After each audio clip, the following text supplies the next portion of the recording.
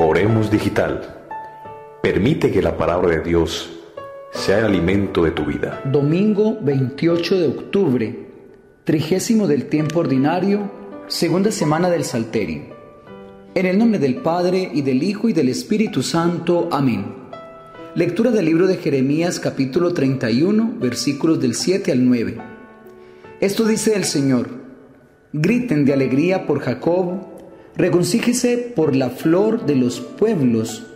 Proclamen, alaben y digan: el Señor ha salvado a su pueblo, ha salvado al resto de Israel. Los traeré del país del norte, los reuniré de los confines de la tierra. Entre ellos habrá ciegos y cojos, lo mismo preñadas que paridas. Volverá una enorme multitud. Vendrán todos llorando, y yo los guiaré entre consuelos. Los llevaré a torrentes de agua, por camino llano sin tropiezos. Seré un padre para Israel, Efraín será mi primogénito. Palabra de Dios, te alabamos, Señor. Salmo 126. El Señor ha estado grande con nosotros y estamos alegres.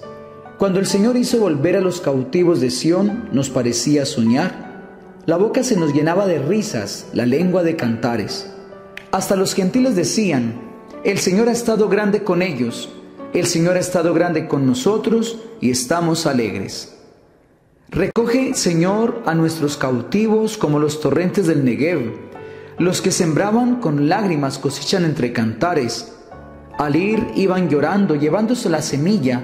Al volver, vuelve cantando, trayendo sus gavillas. Lectura de la carta a los Hebreos, capítulo 5, versículos del 1 al 6. Todo sumo sacerdote, escogido de entre los hombres, está puesto para representar a los hombres en el culto a Dios, para ofrecer dones y sacrificios por los pecados. Él puede comprender a los ignorantes y extraviados, porque también él está sujeto a debilidad. A causa de ella, tiene que ofrecer sacrificios por sus propios pecados, como por los del pueblo. Nadie puede rogarse este honor, sino el que es llamado por Dios, como es el caso de Aarón. Tampoco Cristo se confirió a sí mismo la dignidad de sumo sacerdote, sino que la recibió de aquel que le dijo: tú eres mi hijo, yo te he engendrado hoy.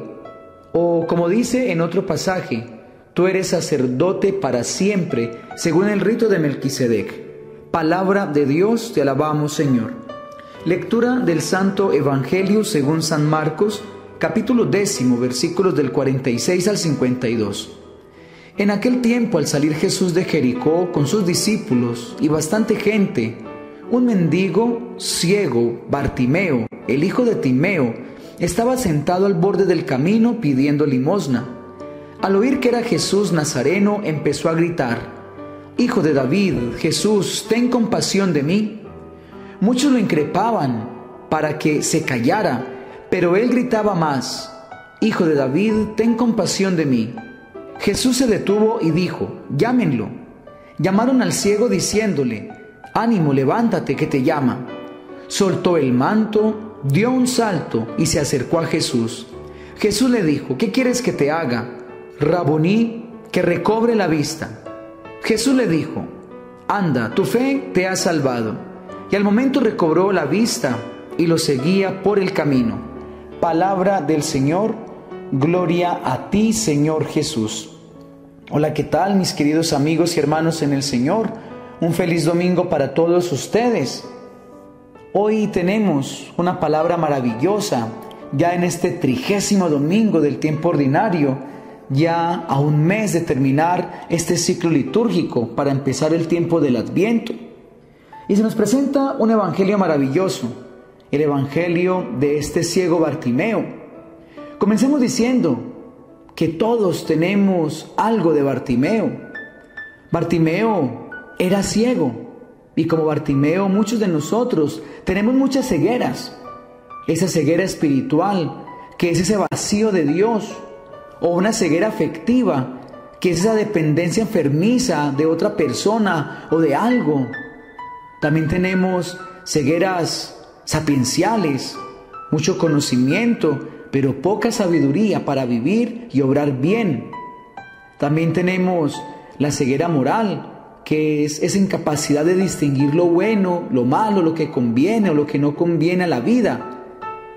Y tenemos esa actitud de Bartimeo, una actitud pasiva, una actitud de estar allá, sentados al borde del camino, esperando, viendo cómo los demás caminan, cómo los demás se van moviendo en la vida. Y como Bartimeo nos quedamos quietos sin darle sabor a la vida. Recordemos que a los cristianos el primer nombre que recibimos fue del camino. ¿Y por qué el camino?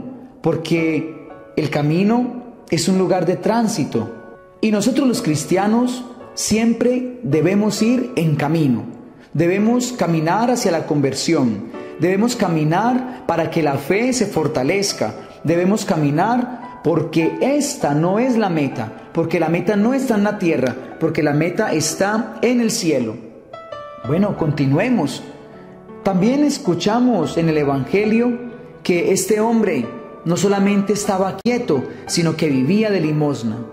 Y como él, muchos de nosotros vivimos del qué dirán, vivimos de lo que los demás nos puedan aportar, porque nosotros a veces no somos creativos con nuestra vida, porque a veces nosotros nos quedamos mediocres en nuestra vida.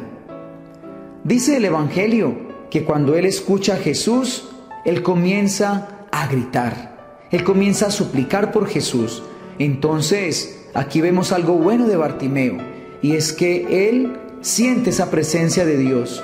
Y su oración no es una oración repetitiva, ni es una oración basada en los demás, es una oración que sale de su corazón. Jesús, Hijo de David, ten compasión de mí. Son las palabras que salen de un corazón que está necesitado de Dios. También dice el Evangelio que muchos querían callarle la boca, muchos decían, cállate. Y como esas personas que le estaban bajando la moral a Bartimeo, muchos de nosotros también tenemos muchas personas que nos bajan la moral y que nos quitan de la presencia de Dios. A veces cuando necesitamos que sea la familia la que nos ayude, la que nos impulse a salir adelante, a veces la misma familia la que nos amarra, la que nos ata, la que nos hace devolver. Muchas veces son los de la misma casa, la misma pareja, los mismos amigos, los que no nos dejan avanzar, los que nos hacen callar ante la presencia de Dios. Pero Él no se deja apaciguar. Él sigue gritando con más fuerza, Jesús, Hijo de David, ten compasión de mí, y logró ser escuchado por Jesús. Aquí nos está diciendo entonces que nuestro llamado a Dios tiene que ser siempre repetitivo, tiene que ser constante, tiene que ser perseverante. Jesús logra escucharlo y pide que lo llamen. Qué especial esto. Jesús quiere tener ese encuentro con Él. Si tú quieres tener ese encuentro con Jesús, suplícale, y suplícale hoy, mañana y siempre, queridos hermanos. Llama mucho la atención, queridos hermanos, que este hombre hace 3 cosas. La primera, suelta el manto. Se quita eso que no le deja tal vez estar cómodo, estar libre. Hoy nos está diciendo a nosotros que si queremos encontrarnos con Dios, debemos soltar nuestro manto. Y ese manto puede ser nuestro pecado. Ese manto puede ser aquella dificultad que no me deja acercar al Señor. Ese manto puede ser ese obstáculo del mundo que no me deja ir libre a los pies del Señor. Dice también que da un salto. Y ese salto sabemos muy bien que lo lleva a encontrarse con Jesús. Para mí ese salto es la decisión.